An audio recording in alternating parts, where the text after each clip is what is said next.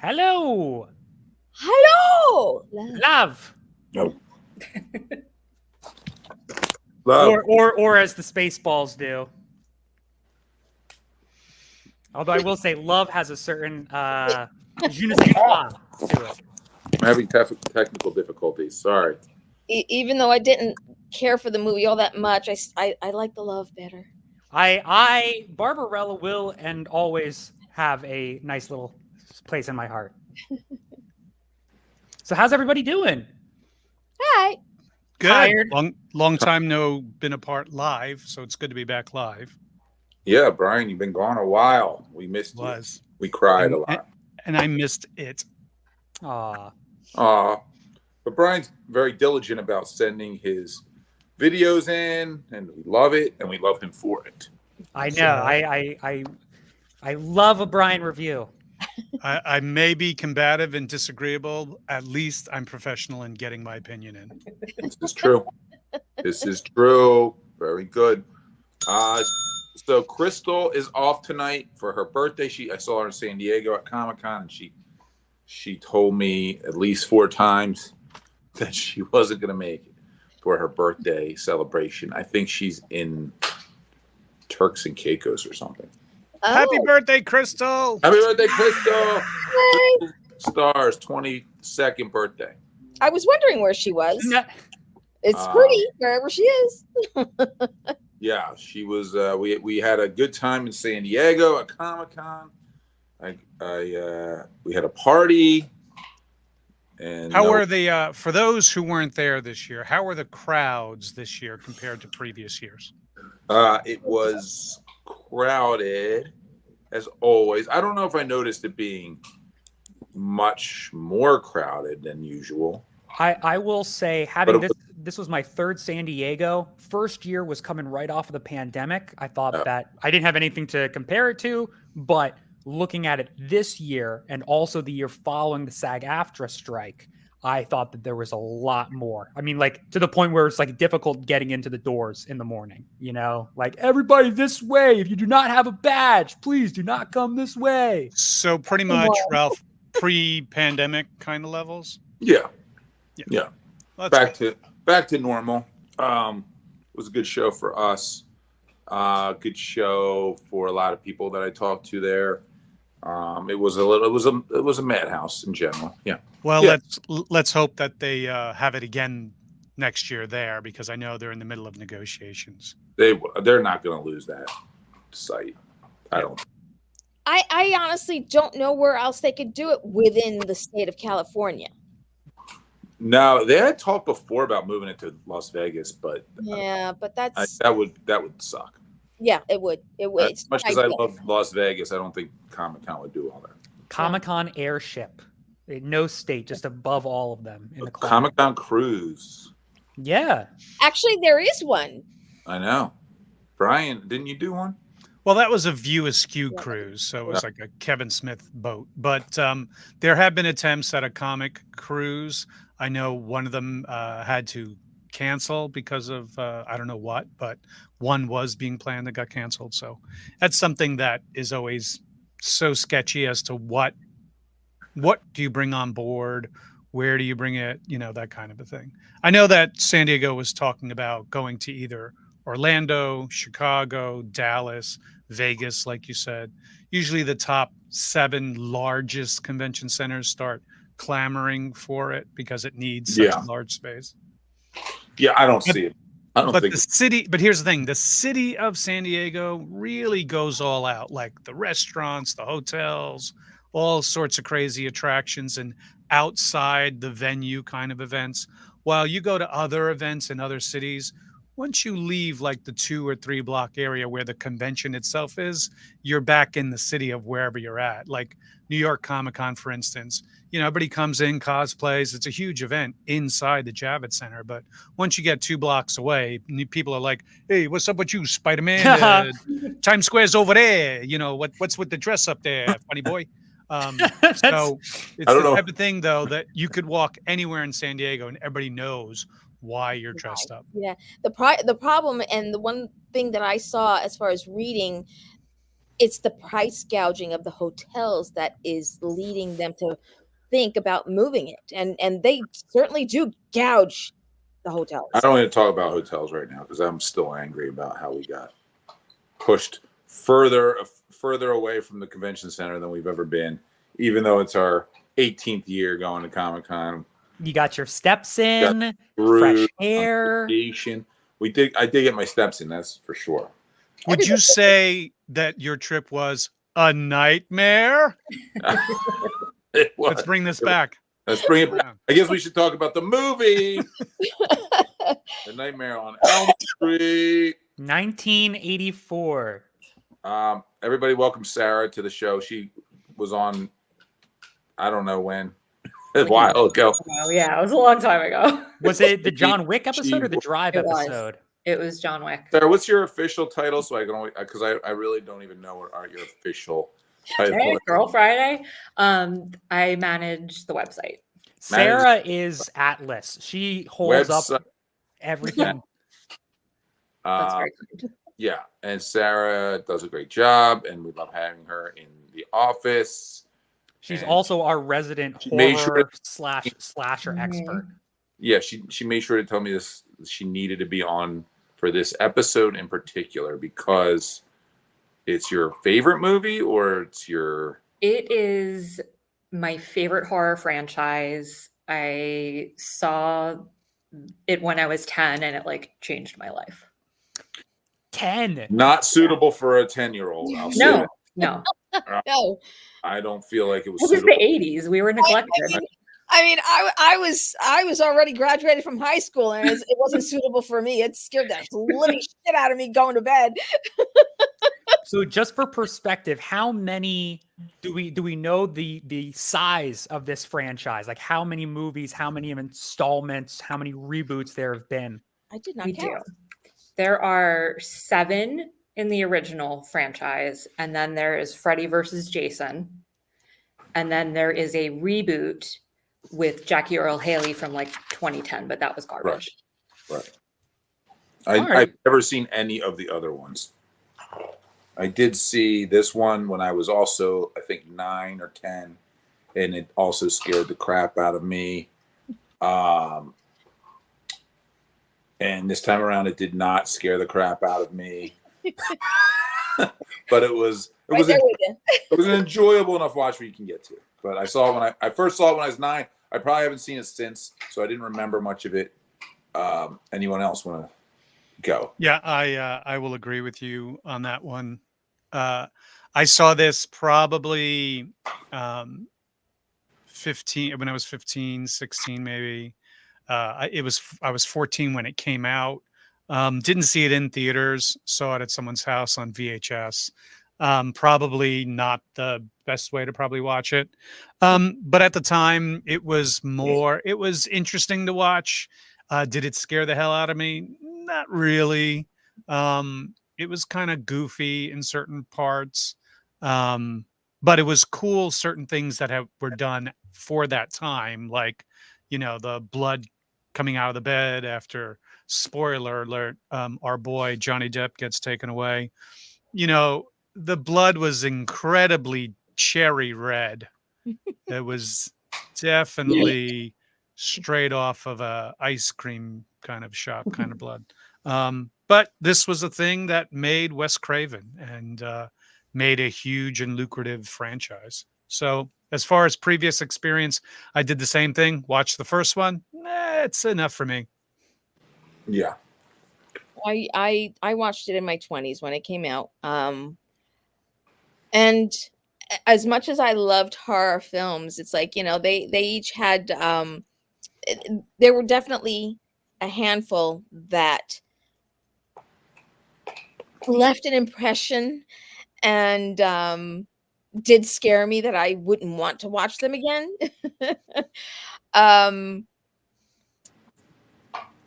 What was I going to say? I was going to say something. Oh, darn it. I kind of missed it.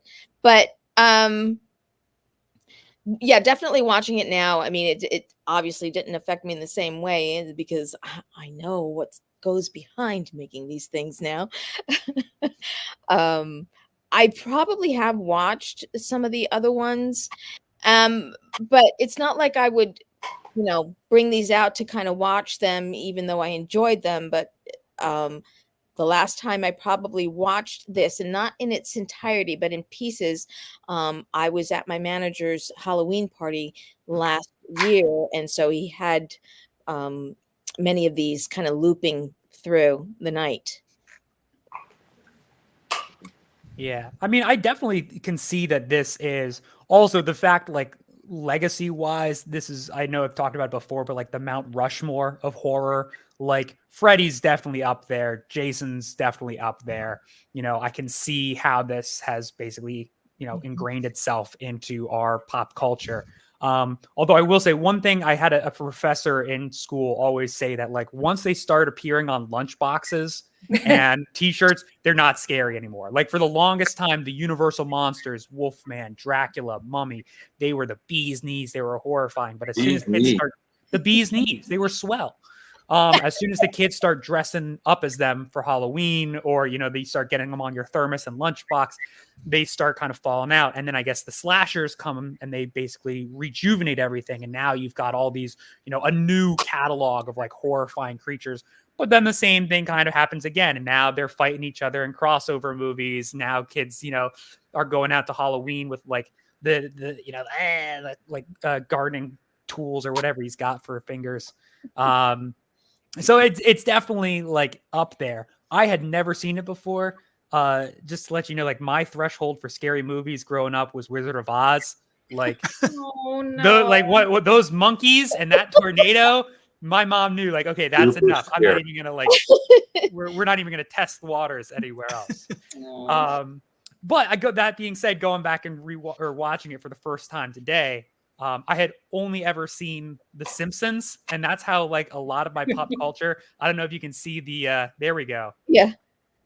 That's the background I chose. That's my exposure to a lot of pop culture. Is just however The Simpsons did it, and then decades later, I'll be like, oh, okay, like that. And Rick and Morty also kind of Scary parody. Terry. Right. Scary Terry. But again, that makes it so much better because now I understand, like, okay, that's why they're singing the nursery rhymes. That's why they're in an old, pipe, furnace building. And just also full disclosure, I have hung out with Robert Englund numerous times. Whoa. And had dinner with him up in Niagara Falls. So yeah, he was clawing me. And this was Amanda as well, Amanda Wiss, who was also the first victim. Met them at the first time at the Empire State Comic-Con, which I don't think exists anymore, up in Albany, New York. But yeah, you could talk to Robert about anything and he will chat your ear off tremendously. Like, he knows a lot about a lot of subjects. And so, all full disclosure, I know some people from this franchise, and they're always lovely to talk about. And they always have huge lines of fans waiting to talk to them. And there's always cosplayers dressing as Freddy, especially if you do any of the horror cons. There's always a Freddy, a Jason. You get your occasional Hannibal Lecter, Mike Myers, etc. And so, yes, the Mount Rushmore, Freddy is definitely on the Mount Rushmore of horror kind of villains. There you go. So, Sarah, does it hold up for you, having assumingly watched it 1,000 times before? Yeah, it holds up. It never disappoints. I mean, I watch it probably a couple times a year, and it just never disappoints. It's such a tight movie. There is not like an ounce of fat on it. And I just think it's so well made. And like, one of the really surprising things to me is just the effects budget was $57,000, and they did a lot with that. Mm-hmm. Where'd the rest of the money? Yeah. The fuck? Yeah. What did they do with the budget rest? was $1.8 million. Yeah. That all the budget was? Wow. Yeah. Well, it almost didn't get made. No. Because somebody had pulled out just prior to them shooting. So Ooh, interesting. Oh, tell me about that. Yeah, they really had to beg for money to finish it. yeah, let me see if I can find that. So Smart Egg Productions was supposed to put in $1 million in the movie, but dropped out days before. Robert Shane put in a lot of his own money and had to raise money elsewhere. 2 weeks into shooting, production ran out of money, and the crew was asked to work 1 week without pay. John Barrows used his own credit card to pay those who stayed to finish the shooting. And a few days even before the film was set to release, the processing lab had kind of kept it because they hadn't been paid. And so, suffice it to say, they got paid before the movie came out, so that because otherwise it wouldn't have come out. Jeez. Well, And I mean, it pays off if now you've got a multi-million-dollar franchise and 1,000 reboots. Well, New Line was set to go to bankruptcy, and Yep. the success of this film kept it. Wow.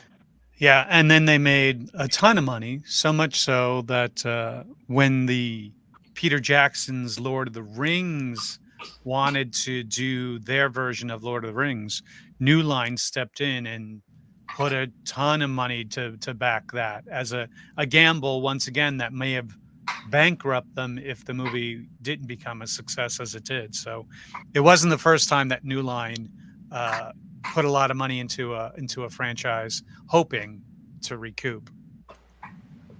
There you go. And then years later, New Line Cinema would give Zenescope a break and license the rights to the movie Seven, so we There you could do the prequel.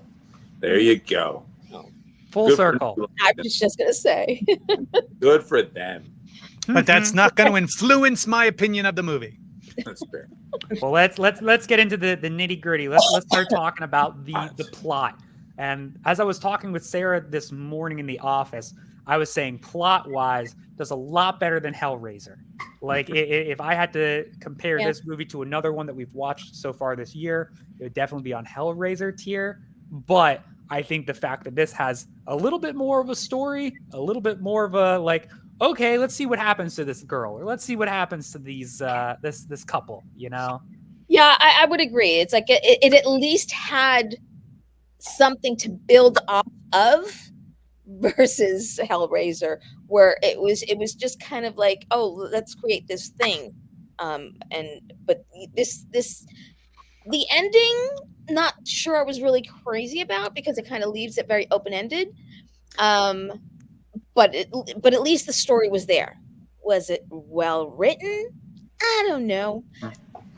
Harsh, maybe. I mean, the premise was very interesting. That someone could come after you in your dreams and have retaliation for what your parents may have done in the past to you, and the fact that these high schoolers were the main high schooler was accused of, you're not feeling well. You witnessed a trauma event with your best friend being murdered, and perhaps your other friend, who you go to school with, committing that murder.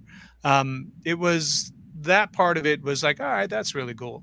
Was it executed perfectly? Well, probably not. But I mean, it was the 80s. You could see now, hearing the story about them running out of money, you could see kind of where they might have want to cut corners to try to save money.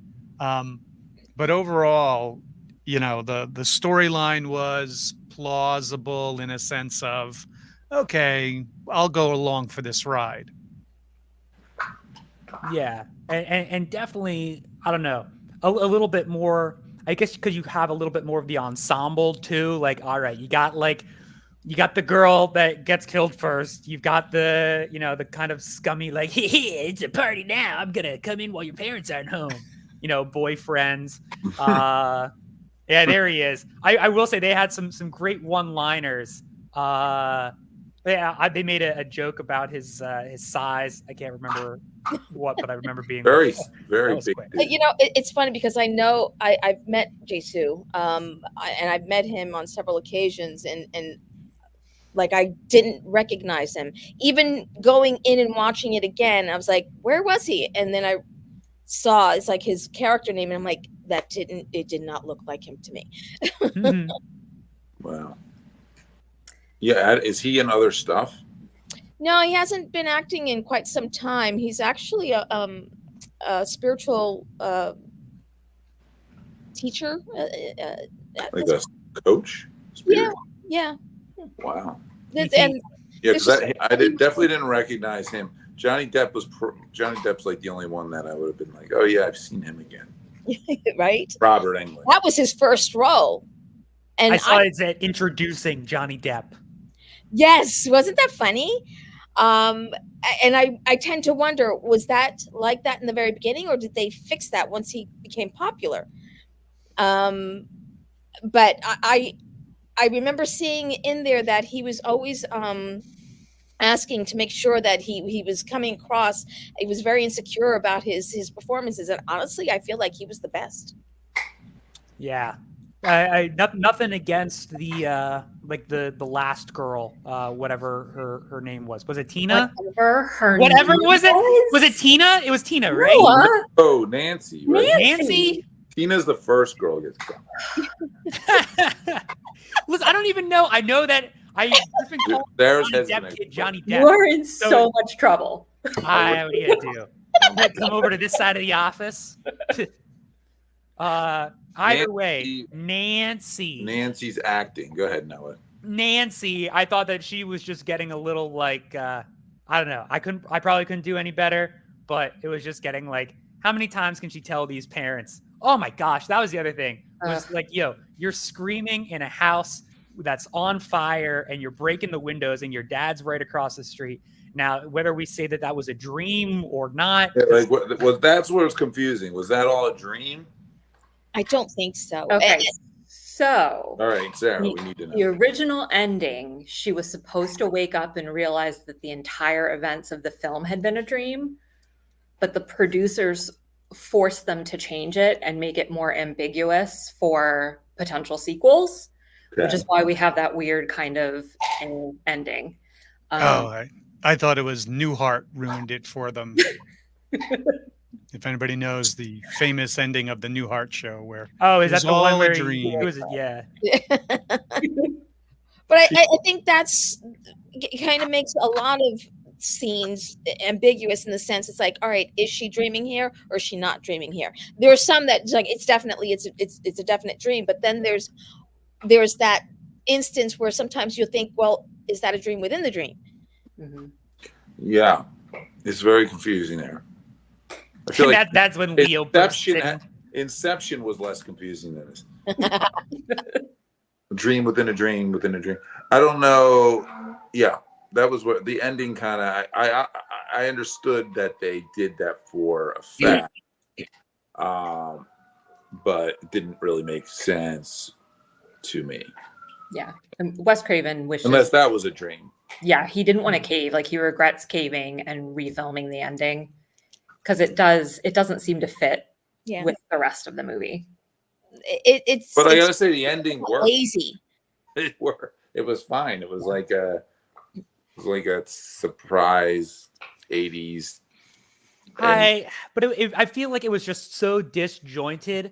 Like because I feel like, okay, if we're going to talk about Inception, like Christopher Nolan knew, like, he has in the back of his mind, like, this is how it's going to end. And this is what we're going to shoot. And this is going to, like, if you've been paying attention, you've got context clues, or hell, even if you know about like perpetual motion and like tops, whatever, like you'll be able to figure out like what the real ending of Inception is. But with this, I feel like there was, kind of what Sarah's saying, it sounds like there were multiple hands in the stew. And I just like, I don't know, because the point where it's like the mom is like, oh, I'm happy, good lucky, goodbye, even though you're screaming and driving away in the car, have a good one. And then she gets, through the window. And then the fact that the car closes and it's obviously his shirt design, like he is the car. But then they have the whole stuff beforehand where she's like, you have no power over me. I'm using mental fortitude and this is a dream and you're goodbye. And now he's gone, there was just so many like inconsistencies that it just felt jumbled. The best way to keep a lot of chefs out of the cooking and in this case, the film, is to stay on budget and get what you need done. Because then what happens is when you start asking for money, they think they should have a say then in what the art is. And so if you're going to plan out your budget, always plan another third that you hope you never have to use, so that that's your backup in case you do start to run over. And that's what happens. All of a sudden, all these other producers are like, we should do this. Ooh, what if the car is his sweater? Yeah. You know, it's like, what are you smoking? That has nothing to do with the plot. And that can happen. I've seen it happen on other things, so it's not surprising. Yep. Well, let's talk a little bit about the characters, because I started to talk a little bit about the mom towards the end. I think the mom was my favorite, because she just wants to sit down with a bottle of wine. Like, you kids are fine. They won't hurt you, honey. You're okay. Wine. Vodka. She started on vodka. But it seemed like a lot of the moms there, needed to have a drink. So it was the 80s. It was the 80s. The 80s. I'm going to put metal bars on all my windows. They burned the child molester or the rapist down, and they killed him, and they had the deep dark secret. You'd be drinking a lot too. By the way, she was probably drinking for the enormous bill it would cost to put iron bars on all your windows. Like fancy type too, like the scroll work. That was ridiculous. And what metal contractor do you know gets it done the next day? It was actually, the 80s. not even the next day, within the day. Yeah, exactly. Like you went to metalbarswindows.com, or rather, there was no .com, but come on down to Metal Bar Warehouse. You need installers while my daughter's at school. Get 6 windows, like the 7th window's free. Like a prison was having a garage sale. That's so. It was kind of funny that way. I was like, oh, that's nice and instant. Such a weird choice in the movie. Yeah. We're gonna bar up the house. Yeah. As far as the characters, I thought the first friend who gets murdered first, I thought she was the most realistic out of all the characters. Like there wasn't any kind of, this is not believable or whatever. She was kind of down to earth, where with shit was going wrong, she was like, what the fuck? She was also the first one to be like, yo, I'm having dreams. What about you? She was kind of ringing the bell from the very beginning. And then unfortunately, she's the first one to go. Yeah. I felt like Johnny Depp and Tina were the best as far as actors. And then the dad who played the cop. But go ahead. Somebody else can talk. The dad, Marilyn's exactly. John Saxon. Yeah, the legendary John Saxon. Yeah. If you don't know, was right. Enter the Dragon, tons of other huge films. So him being a cop and a dad at the same time is not surprising at this fact. Well, I thought he was good. Not a great dad and not a great cop. This made me think of the end again. Was the ending a dream? Because when the mom gets sucked into the bed in that weird scene, and then the dad, she's like, "Dad, you could leave," and he's just like, "Okay." Yeah, I just witnessed my wife get sucked into a bed, and not like but just not a bed, like a portal into another dimension bed. Yeah, and I watched this happen. And he's all right, thinking, honey, you say you're okay. You're cool. And he's like, no more child support payments. You get to live with me now, honey. So weird. But then what I love about that is that the sheets were very nice and tidy. That was very considerate of Freddie. He felt bad after the Johnny Depp bed incident. He's like, oh, I really messed up Johnny Depp's fucking room. Or at least his ceiling. Yeah. And to be honest with you, wow, Johnny, you were well hydrated, my friend. That is a lot of blood. Right? He had a cool room, though. I wish I had his room. When he said, I'm going to watch Miss Nude America, or To something. his mom. And to his mom, and then and he's like, who cares what they say? Yeah. It was funny. It was the And best line. then decided to sleep with a 13-inch television on his lap. As one What the- does. It was the 80s. It was the What 80s. the- I had like a 10-inch one that was like a cube, Oh, but there right. would be no way I would put it on my lap. I'd put it on my nightstand or I'd put it on the end of the bed, but I'd be like, what the fuck? Also, I will say it was just infuriating. Like, you guys, you can't fall asleep. Like we've been over this. We've seen what happened. She specifically told you not to fall asleep, and he fell asleep the first time too.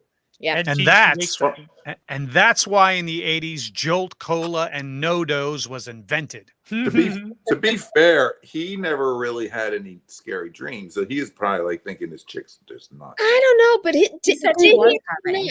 Oh, he was?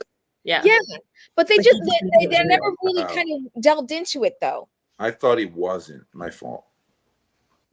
He And, seemed- and that's why it leaves you like that, because they didn't delve into it. They just skimmed it. Okay. Gotcha. Well, then Johnny screwed up. But the best part is like, at the end, she's like, okay, I'm going to go in and battle Freddy. Right? And she's just like, all right, going to sleep. She was like who sleeps that fast? Like, you're Well, she straight hadn't to slept shit. for 7 days. She said so. Oh, she hadn't slept for 7 days. No, hadn't slept for 7 days. Oh, she'd be hallucinating. She'd be out of her mind.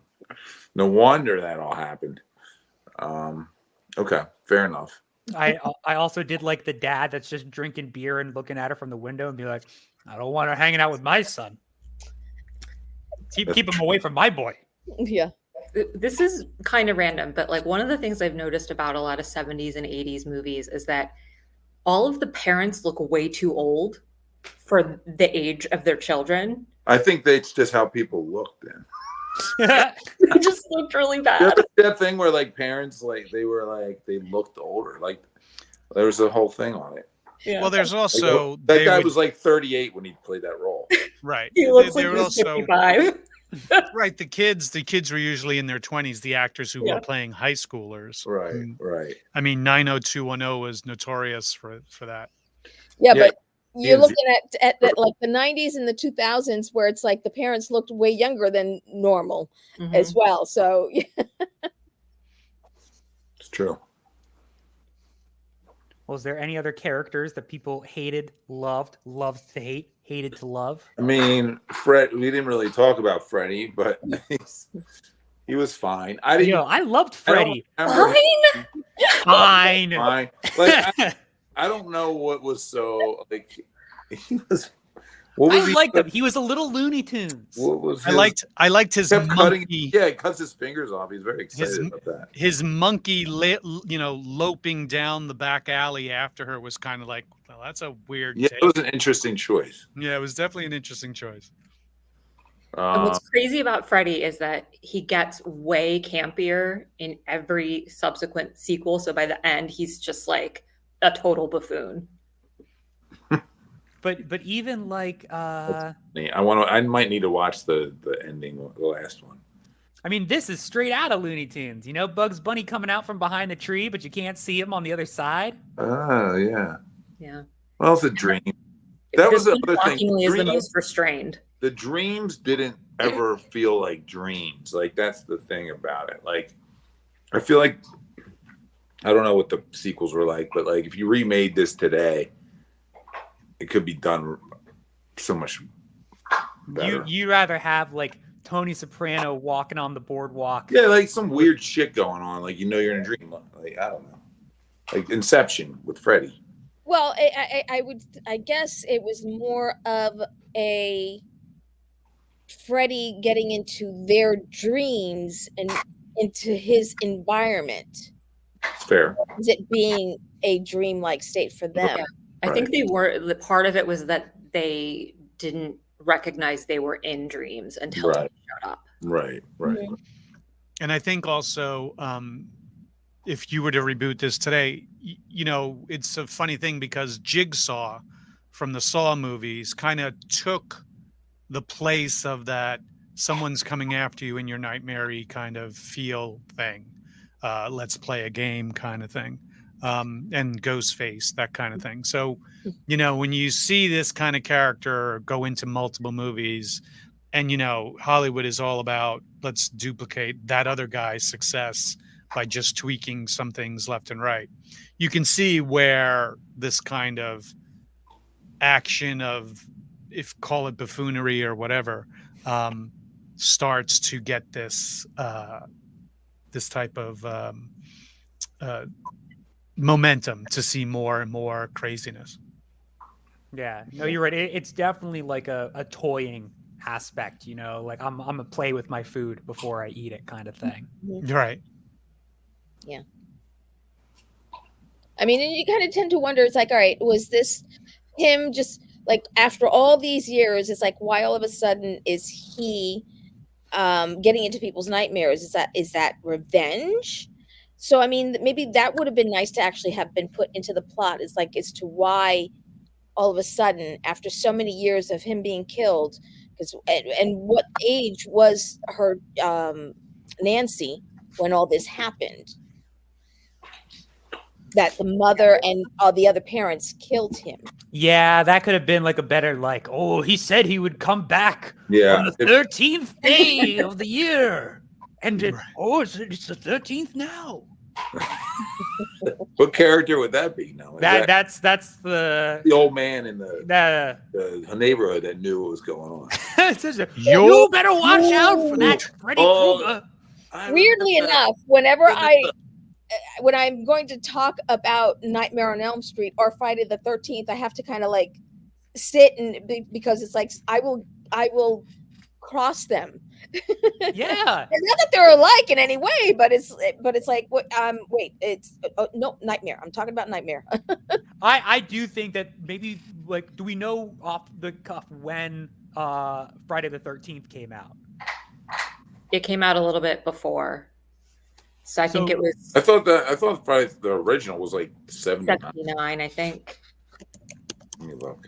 So let's say at least 80. like 80. So like around the same time period, and then I think they would both go on to have very extensive. They both had great careers. They both had trivia. Jason and Freddy both had excellent careers. Lots of kills, lots of reiterations. Yeah, so this was November 16th of 84 is when Nightmare came out. Right. Sean Cunningham was actually the second unit director for some of Nightmare on Elm Street because he and Wes Craven had been friends for years. Director of Friday the 13th. Yeah. So there's a lot of I would say that these guys are probably like BFFs in like the monster spectrum. Right. Well, I'm sure as filmmakers, like, yo, do you have any blood left over from your film? I'm sure to like about 200 gallons. Well, yeah, honestly, hang on. It is kind of funny because like we talk about running out of money and ending up having to like basically film alternative endings. When we talked about Blade Runner a couple months ago, the same thing kind of happened with Ridley Scott, and they were like, no, you got to make this nice happy ending of them driving out to the thing. And who does he call up? But was it from The Shining, Kubrick? And he's like, yo, you got any extra helicopter footage? Yeah, here's about 72 hours of helicopter footage. Go have fun. So I do like to imagine that all these guys are just like little best buddies that hang out. I mean, the world was a little bit smaller back then. So probably. Well, speaking of, I don't know. Let's move on definitely to scenes. I mean, we've kind of been talking a little bit about some of our. Krueger's got Ralph. I'm having problems. Sorry. Dude, you're like one of those Instagram chat girls who drops their freaking phone. It's so funny. It was working so perfectly, and now I'm having issues. Things were going so well. Oh my god! I will say, just rewinding quick a little bit. After San Diego, like I didn't sleep at all. We had to wake up at like 3 a.m. for our flight. And so like the last thing that I wanted to do was watch a movie about guys getting killed in their sleep. Like, like I need to catch up on my sleep. I don't want this guy coming in and messing up my dreams. Oh, You know, that it's- was one of the things that pissed me off was when they took her to the psychiatrist and they're like, well, we don't really know what dreams are or where they came from. Like, you're a dream doctor. Like, what do you mean you don't know where they come from? By the way, do you know who the dream doctor was? Tell me. Yes. Very famous. You would know him more, to be honest with you, As a rabbit. as a rabbit, correct? Because he was the voice of Roger Rabbit. Roger Rabbit. He. So there you go. So that's the actor Charles Fleischer, who was an actor in general, but then his biggest gig was being able to voice the voice of Roger Rabbit. It's just so funny because he is such a deadpan doctor. I mean, he does a great job of being like, right. oh, But I mean, that's what he was. thing. He was a regular, straightforward actor, and would then get involved in movies. And then all of a sudden, boom, he came up with the Roger Rabbit voice to be Roger Rabbit. And there you have it. There you go. Yeah, it was kind of like, let's just put you to sleep. Oh, she's bleeding and she got a hat out of nowhere. Oh. And then he's like, please, Yeah. please fall asleep. We talked about this movie I just remembered when we reviewed Dreamscape a few years ago. Mm-hmm. Do you recall Dreamscape? Yeah. We reviewed, and like the fact that like this came out I think the same year or a year after Dreamscape, and there were so many similarities to this and Dreamscape. I just thought of that. And you know, it's funny, just a small detail, but how popular after this movie, people looking for that sweater. Yeah. Like I would love to hear the story behind the sweater, like the costumer, like, did you just find it in a, like a used kind of, store? I feel like it would be like, because that's kind of like how they got like Slash got his hat, which has just become some iconic thing. Like I think he just stole it from a hat store. Yeah. Well, the sweater, I mean, so originally the sweater was sleeveless, but they didn't like the look of it, and so then they put sleeves on it, and that's why it's solid sleeves versus the striped sleeves. But there was no mention as to where or what they got. But they were originally supposed to do yellow and red, but let me see if I can find it.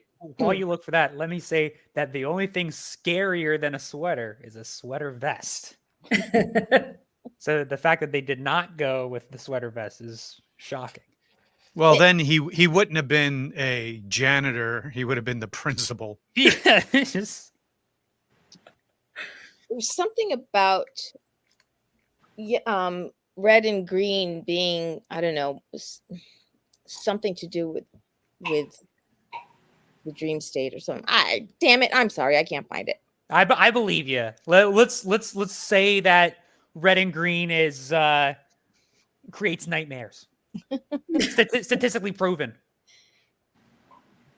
Well, maybe they didn't want to have a Christmas theme kind of going on.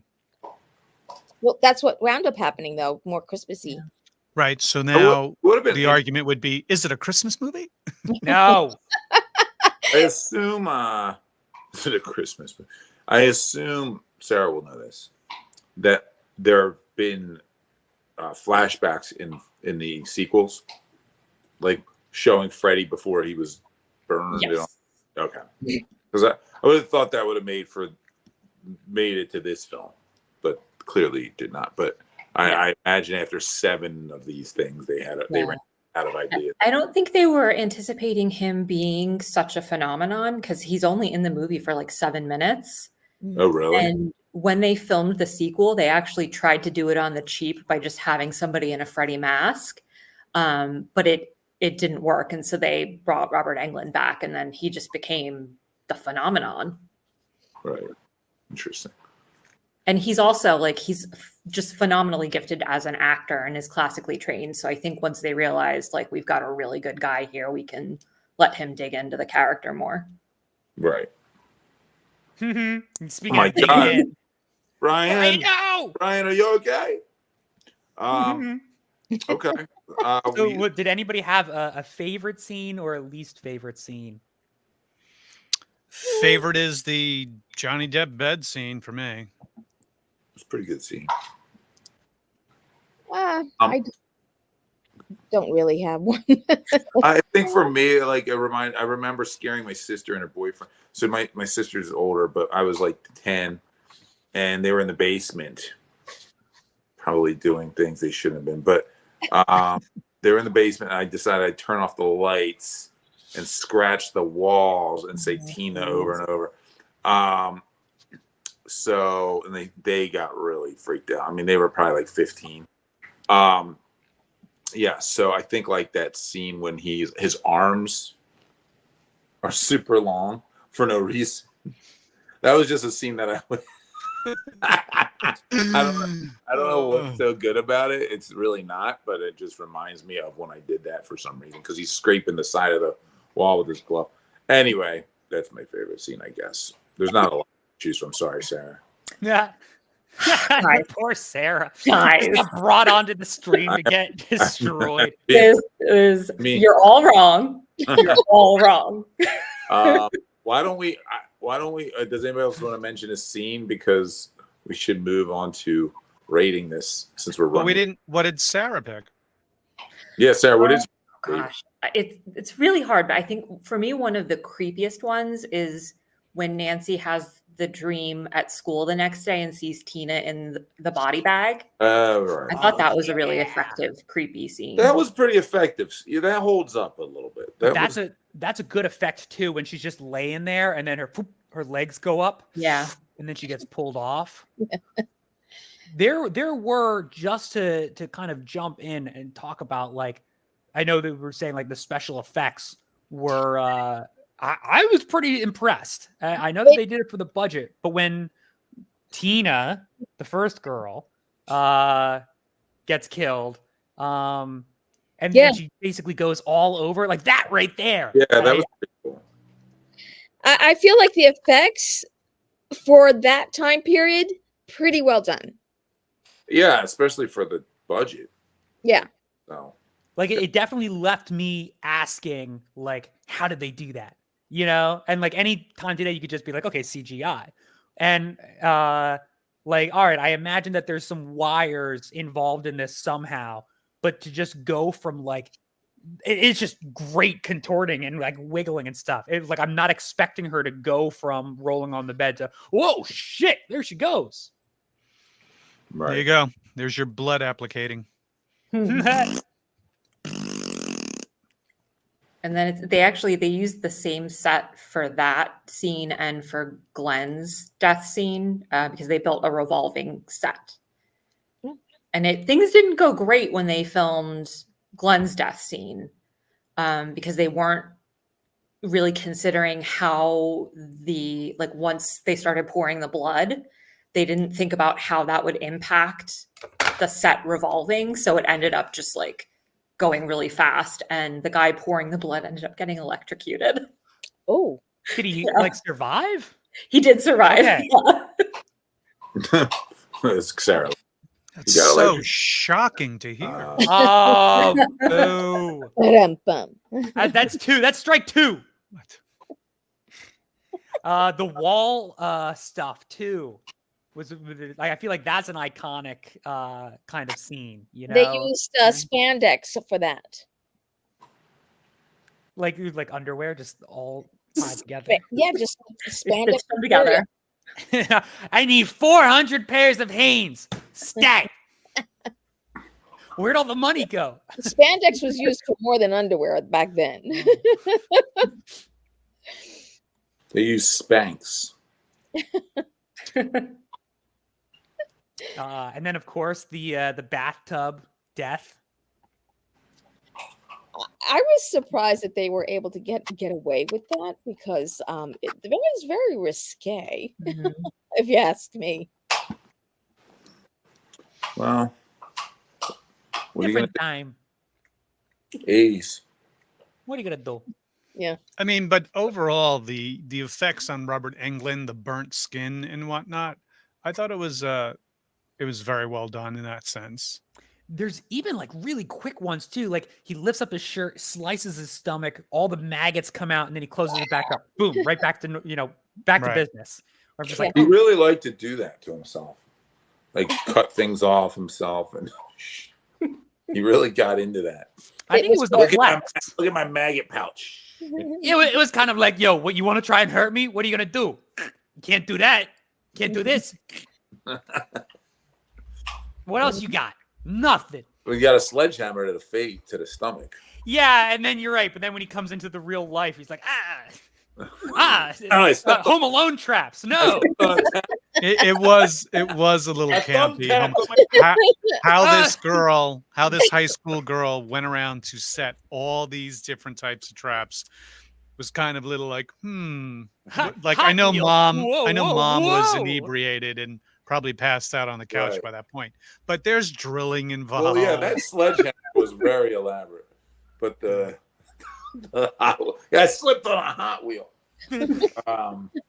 Whoa. Freddy Home Alone.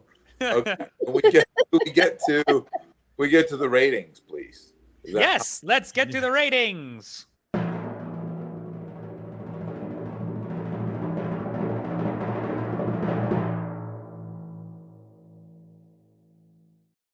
Your official Zenescope Movie Club ratings. As of now, I will say, so Ghostbusters, out of all of the cadets that voted, Ghostbusters has the highest average score amongst our viewers. And Ghostbusters, taking the cadet score into account, has surpassed Blade Runner as by 0.1. 0.01 as our number one. And now, Marilyn, I don't think you gave a Blade Runner score. So honestly, Blade Runner, I imagine would probably be lower than a 4.4. Yeah, I would be way down. Probably, yes. Do you have a score that you wanted to give to Blade Runner? I remembered it when we were doing Ghostbusters, but at this point, I don't know. I don't know. I don't know. Well, you should weigh in to give that, because that score is way too high. But anyway, I digress. It would either be like a 2.5 or a 3, somewhere around there. Krystle and Noah really skewed that thing. Not that it was a bad movie. It's just that was a high score. That's a 5 for me. Brian, you look different. Okay, I'll go because I have to leave early, so I will go first, if you don't mind. All right. How many Krugers are you giving this? How many blades? How many blades? Am I doing blades or? Yeah. Okay. It's a glove of 5 blades. I won't go into a long diatribe. This movie definitely terrified me when I was a kid. So much so, yeah, a lot. It was probably one of the scariest movies I saw when I was a kid. So I was expecting it to be at least a little scary this time. I don't know what the hell scared me as a kid. No offense. No, I can see why it scared me. There was it did hold up with the effects. The fact that it was that cheap, low a budget was pretty impressive. I don't want to trash the movie because there was some good things about it for an 80s horror slasher film. I think there's some really good things about it still. So grading it on a little bit of a curve, I'm going to say. So I'm going to go with a 2. I feel so bad saying this. When I see you, Ralph. 2. Oh my God. 2.75. No, that's a lie. 2.2. So bad. 2.5. It's 2.5. 2.5 Krugers. It's so funny. Sarah, the way her reaction to I that know, was I just like said hearing Marilyn say 2 for Blade Runner. I was like, what? I don't want to bring your What? score down. Listen, Brian, I'll see you hopefully in Philly in a few weeks. Yes. Yay! Whoa, I'll see everybody else soon. Bye. Bye, Ralph. No, he's still here. Now He's that he's just gone. muted. Get out the stream. Yeah, freeloader.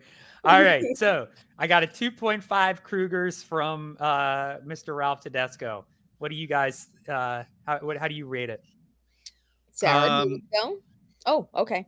I'll go. A lot of things that Ralph was saying kind of the same here. I mean, it didn't scare me when I was that year old, just because it takes a lot to scare me in that sense. But as far as the movie, the writing, the acting, the execution, I remember it when it came out in the 80s, knowing what quality horror movie 80s were back then. I'm more of like the Omen, Exorcist, Shining kind of horror film guy. This one, I could give it probably exactly the same, a 2.5 on this one. Not quite a 3, definitely not a 4, and 5. None of them are a 5. Yeah. Now listen, is it an iconic horror iconic thing? No slight against the actors pulling it off. No slight against Wes. Wes was a genius and put a lot into it and believed a lot into it and was able to pull it off in the end. But that all being said, and here it is, 2024. You have a lot of choices. 2.5. Is it a 2.5? I know he doesn't agree with me. He's been glaring at me. I can imagine it's going to be this 2.5. I'm going to give you 2-point fingers in your eyes.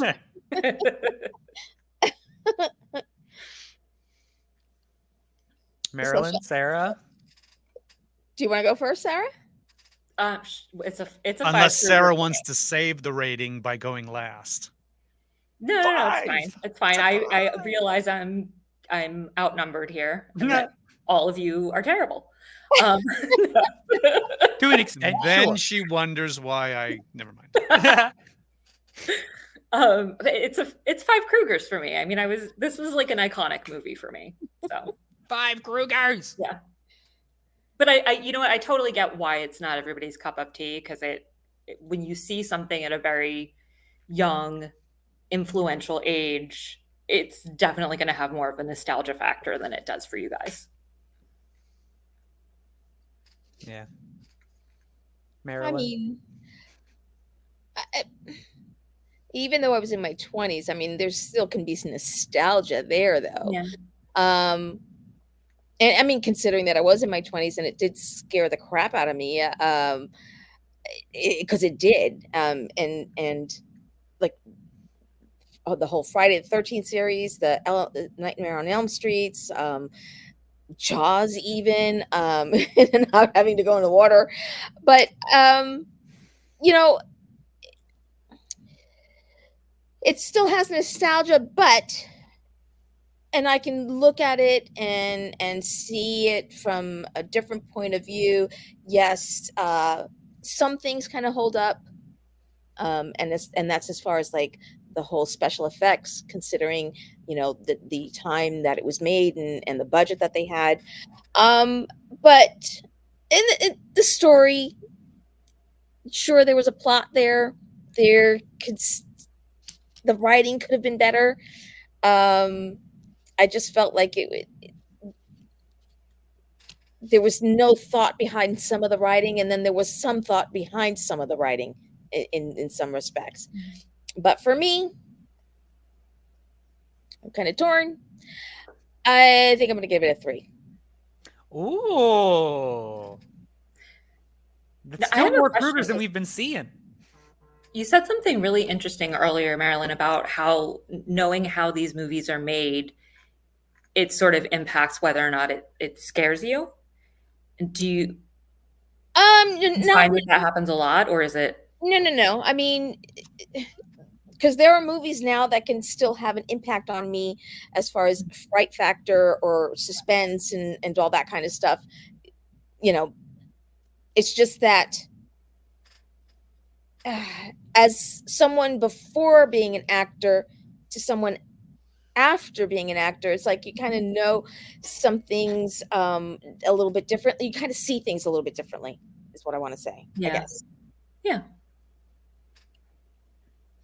Well, I'll go in and I'll just say 2.75 Krugers. Oh my god. And let me explain my rationale. And you're a first-time viewer.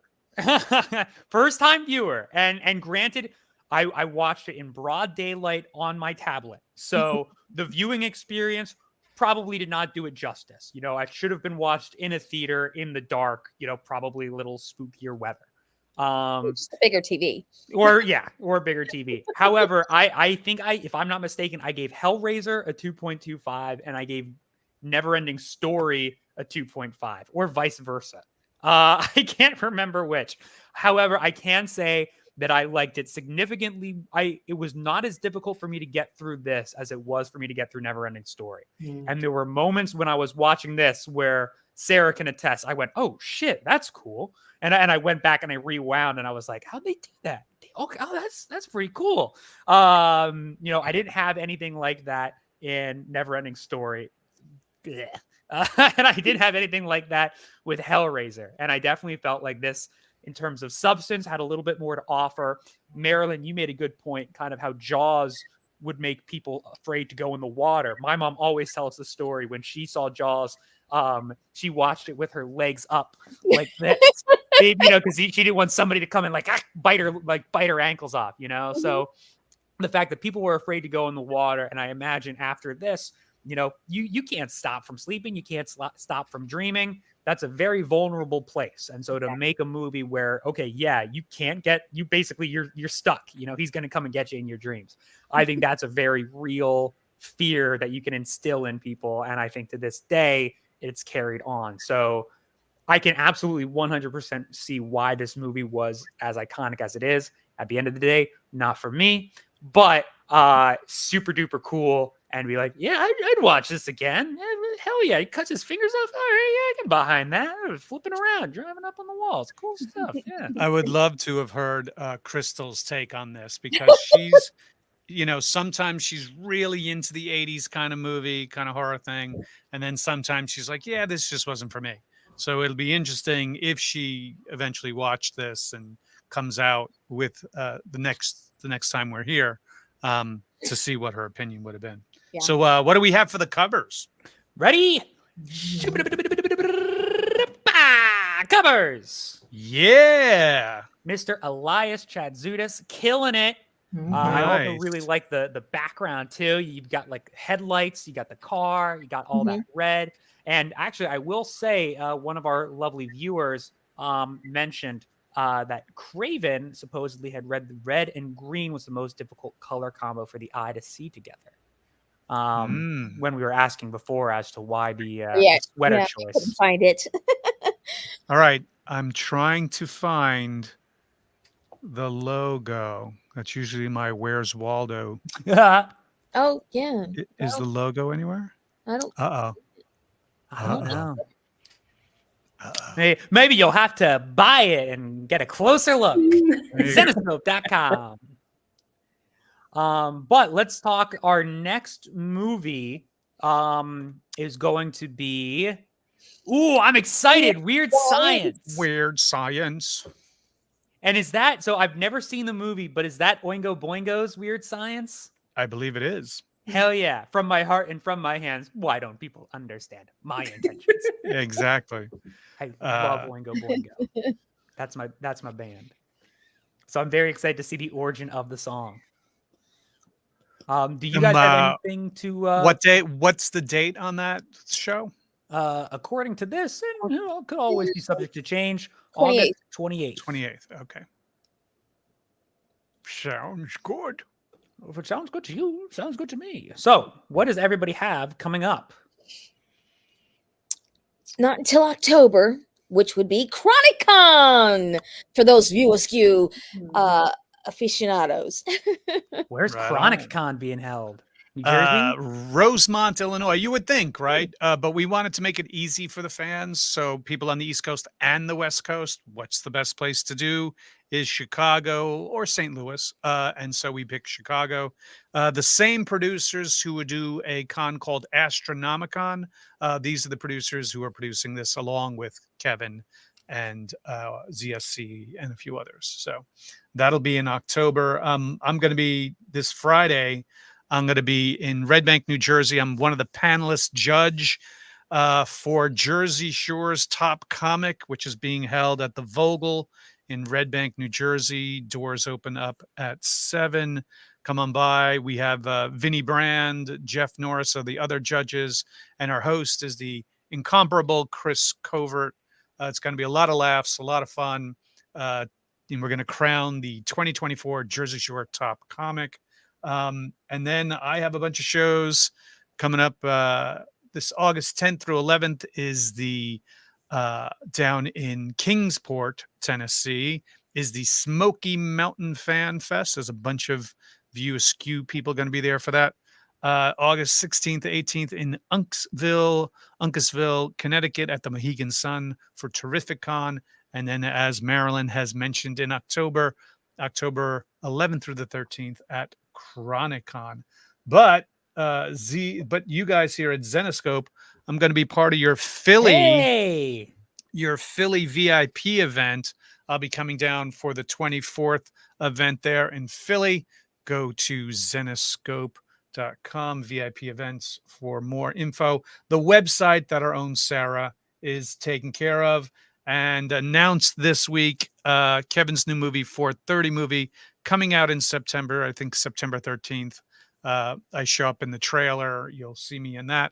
That's in September. Get your tickets now, kids. Hell yeah. I'm looking forward to it. And I'm looking forward to having you down in Philly, too. Yes, Really should be fun. Yep. Cool. Well, one last order of business. So we didn't hit our like goal for the last episode, but we did get a hell of a lot of views and a good chunk of likes. And I figured because it's Krystle's birthday, she would want us to give this away anyway. So I went ahead and I selected a winner to be the recipient of our signed Lego Piranha Plant, as well as the Eric Boss will do a Ghostbusters connecting cover set. And the winner is a very own, let's just say this, he's a rational one, Mr. The Rational One. Congratulations to the Rational One. You will be getting that fantastic cover by eBass, as well as the Lego Piranha Plant. And then next time, our next prize that we're going to be giving away, and I'll send out all of the information you guys need for that. I have this very cool, I believe, Michael D. Pascal, Friday the 13th. Not Friday the 13th, Nightmare on Elm Street. No. See? Noah. Marilyn talked about it. It's my brain worm. But that will be going to our winner next month as well. So make sure to tune in, make sure to like, subscribe, and hot dog. Hey, there's Rational One right there. Congratulations, Rational One. All righty. So if that's all the official business, I do think I would get in trouble if I didn't say that the Grim Tales of Terror Kickstarter campaign is currently available. Check out Grim Tales of Terror Kickstarter. That is get funding. That's such a great cover, isn't it? It's so cool. Who's the artist of that? David Seidman. Amazing. And as Ralph was talking earlier about that deal with New Line Cinema and 7 comic books, if I'm not mistaken, David Seidman did all of the covers for our 7 comic book series. Really good. It's beautiful. Sarah and I have already claimed a poster for ourselves to hang in the office. Nice. Got to get one of those. So check it out on Kickstarter. The campaign ends at the end of the month. And tune in next month for our Weird Science Movie Club. Nice. All right. Well, thank you guys for watching. Thank you, everybody. We'll catch you on the internet. Love. Love. Love.